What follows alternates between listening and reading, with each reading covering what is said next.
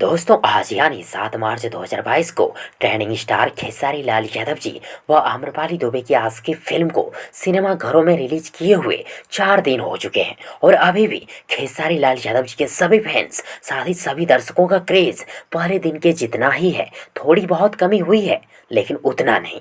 जी हाँ दोस्तों, जिस तरह ट्रेंडिंग स्टार खेसारी लाल यादव जी व आम्रपाली दुबे की आज की फिल्म को देखने ऑडियंस दर्शक 4 मार्च 2022 को पहुंचे थे, उससे थोड़ा कम आज यानी 7 मार्च 2022 को फर्स्ट शो में पहुंचे ऑडियंस, चाहे वो बिहार के सिनेमा घर हो, झारखंड के हो, मुंबई के हो, पंजाब के हो या फिर नेपाल के सिनेमा घर हो। और यदि बात करें कि ट्रेंडिंग स्टार खेसारी लाल यादव जी व आम्रपाली दुबे की आज की फिल्म ने चौथे दिन यानी 7 मार्च 2022 को कितने रुपए की कमाई बॉक्स ऑफिस कलेक्शन की, तो फ्रेंड्स आप सबों को बता दूं कि खेसारी जी व आम्रपाली दुबे की आज की फिल्म ने अपने चौथे दिन 7 मार्च 2022 को 32,57,000 रुपए की बॉक्स ऑफिस कलेक्शन कमाई बिजनेस की।